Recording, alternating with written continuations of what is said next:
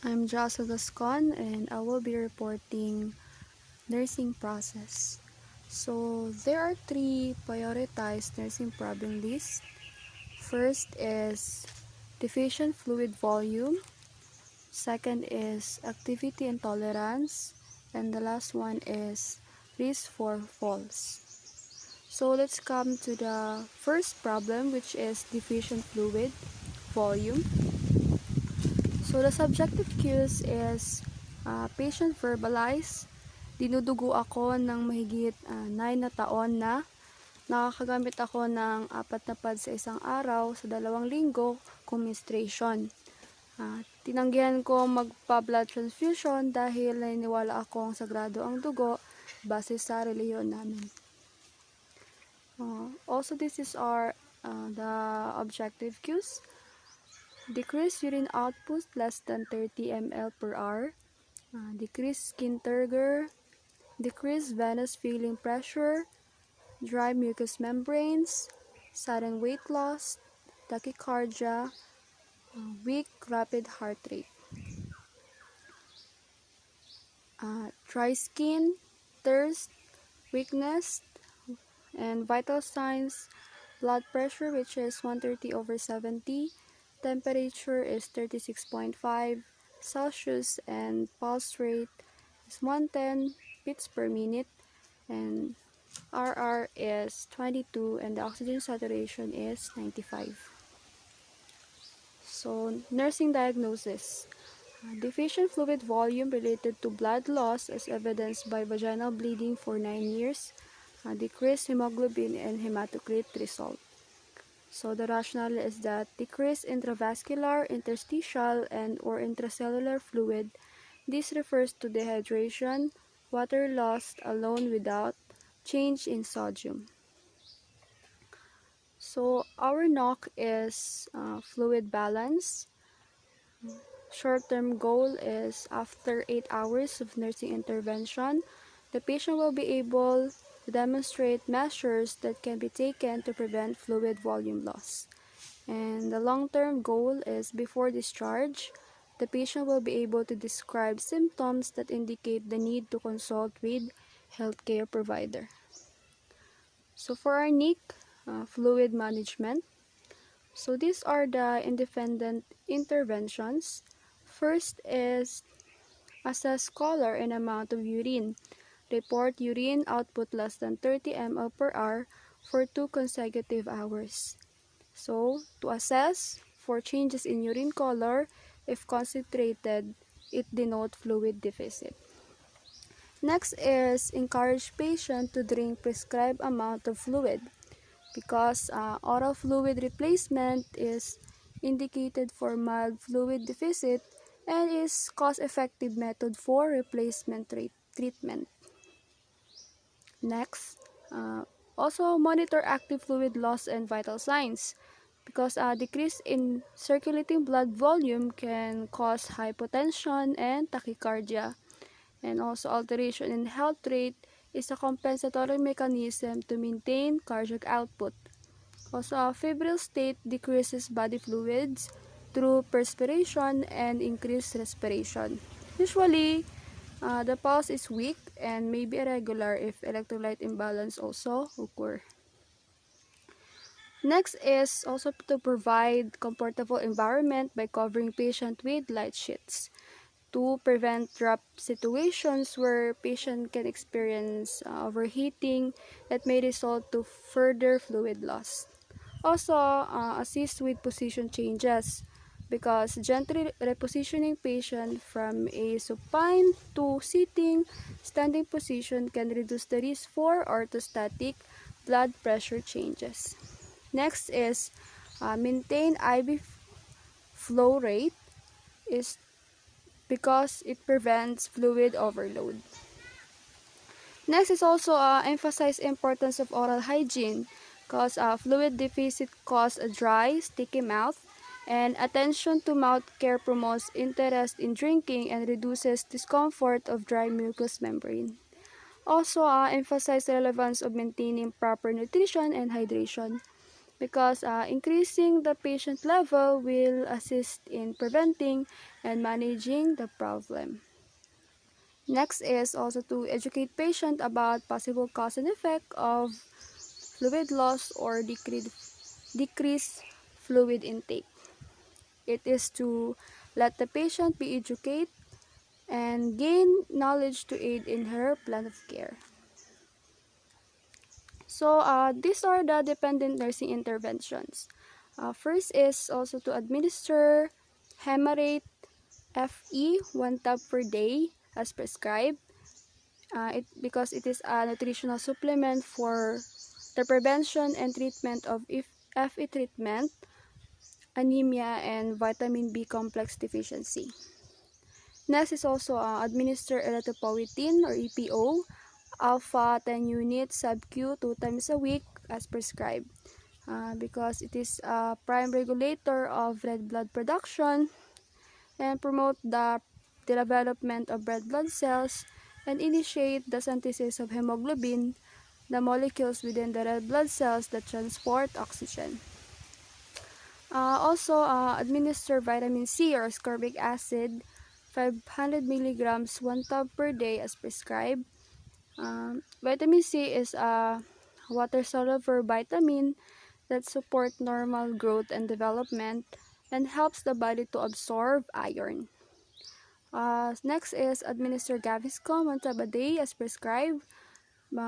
It is an antacid that treats the symptoms of too much acid or stomach acid and work quickly to lower the acid in the stomach. So next is also to administer oxygen therapy as prescribed because this saturates circulating hemoglobin and augments the efficiency of blood that is reaching the ischemic tissues.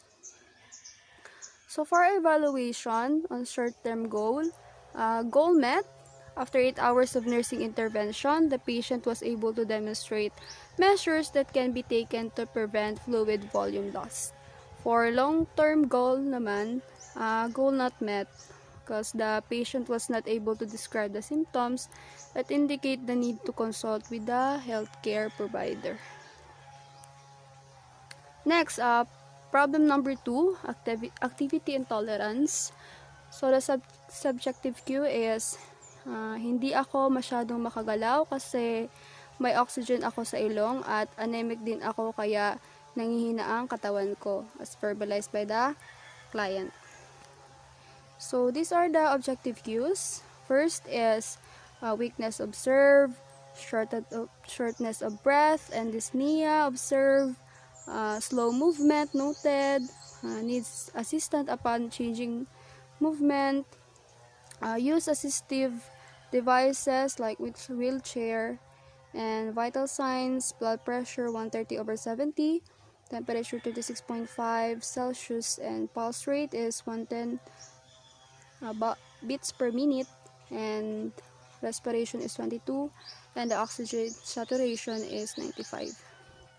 So, the nursing diagnosis. Activity intolerance related to imbalance between oxygen supply and demand in the blood related to generalized weakness secondary to anemia. So, the rationale is insufficient psychological or psychological energy to endure or complete required or desired daily activities. For the NOC, energy conservation. So our short-term goal is after 8 hours of nursing intervention, the client will be able to exhibit tolerance during physical activity. For long-term goal naman, prior to discharge, the client will be able to demonstrate the ability to perform required activities in daily living. So for NIC, energy management. So these are the independent interventions. First is monitor vital signs. It is to detect any abnormality to the body function. And also, second is encourage deep breathing techniques because these two methods boost oxygen delivery to the tissue and improve cardiovascular function and reduce stress. Next is also to encourage verbalization of feelings regarding limitations because this will help the patient to cope and also to acknowledge that living with activity intolerance is both physically and emotionally difficult. Next is also to aid in gradual increase of activities to tolerance as the patient's strength progress. This develops endurance while preventing problems by prolonged bed rest. Also is gradually progress patient activity through range of motion, sitting up, and walking. So this is duration and frequency should be increased before intensity to improve patient activity intolerance. Next is allow time for patient to have undisturbed rest, because lessening any interruption allows the patient to rest and benefit from sleep until anemia is resolved. So for our dependent nursing intervention, we administer Hemarate FE 1 tab per day as prescribed. Rationale is that a nutritional supplement for prevention and treatment of Fe deficiency, anemia, and vitamin B complex deficiency. Next is also to administer erythropoietin or EPO alpha 10 units sub-Q 2 times a week as prescribed. It is a prime regulator of red blood production and promotes the development of red blood cells and initiate the synthesis of hemoglobin, the molecules within red blood cells that transport oxygen. Next is also to administer vitamin C, ascorbic acid, 500 milligrams 1 tab per day as prescribed. It is a water-soluble vitamin that supports normal growth and development and helps the body to absorb iron. Next is also to administer Gaviscon 1 tab per day as prescribed, because Gaviscon is an antacid that treats the symptoms of too much stomach acid and work quickly to lower the acid in the stomach. Also is administer oxygen therapy as prescribed. This saturates circulating hemoglobin and augments the efficiency of blood that is reaching the ischemic tissues. For evaluation, the short-term goal, after 8 hours of nursing intervention, the client exhibit tolerance during physical activity. Goal met. And for long-term goal not met because prior to discharge, the client was not able to demonstrate the ability to perform required activities in daily living. So for next problem, risk for fall. Patient verbalized his subjective cues. Nanghihina ako kaya nagpapatulong ako sa nurse pag gumagalaw. So these are the objective cues. Weakness observed, pale skin observed, client needs assistance from person upon movement, use assistive devices, at anemic siya. So this is the nursing diagnosis. Risk for fall related to generalized weakness, secondary to anemia. Rationale is vulnerable to increased susceptibility to falling, which may cause physical harm and compromise health. So for NOC is safety behavior, fall prevention. Our short-term goal is after patient teaching, the client will be able to relate and tend to use safety measures to prevent falls. And for long-term, prior to discharge, the client will be able to implement strategies to increase safety and prevent falls at home. So for the NIC, fall prevention, these are the independent nursing intervention. First is to assess the patient environment for factors known to increase fall risk, such as unfamiliar setting, inadequate lighting, wet surfaces, wax floor, clutters, and object on the floor. Because a fall is more likely to be experienced by an individual if surrounding is not familiar, such as the placement of furniture, equipment in a certain area. Next is use side rails on beds as needed for beds with split side rails. Leave at least one of the rails at the foot of the bed down. because a disorient or confused patient is likely to fall when one of the 4 rails is left down. Next is guarantee appropriate room lighting, especially during the night. So patients, especially older adults, has reduced visual capacity. Lighting an unfamiliar environment helps increase visibility if the patient must get up at night. Also, bed alarms and chair alarms must be secured when patient gets up without support or assistance, because audible alarms can remind the patient not to get up alone, and the use of alarms can be substitute for physical restraints. And provide the patient with chair that has firm seat and arms on both sides. Consider lock wheels as appropriate, because when patient experience weakness and impaired balance, this chair style will be useful and easier for patient to get up. Next is also to consider using sitters for patients with impaired ability to follow direction who are at risk for falls, because sometimes sitters are effective for guaranteeing a secure, protected, and safe environment. Next is to allow the patient to participate in a program of regular exercise and gait training, because exercise to strengthen the muscle, improve balance, and increase bone density, and increase physical conditioning reduces the risk for falls and limit injury that is sustained when fall transpires. And next is ask the family to stay with the patient, because this may prevent the patient from accidentally falling or pulling out tubes. And teach the client how to safely ambulate at home, including using safety measures such as handrails in bathroom, because this will help relieve anxiety at home and eventually decrease the risk of falls during ambulation.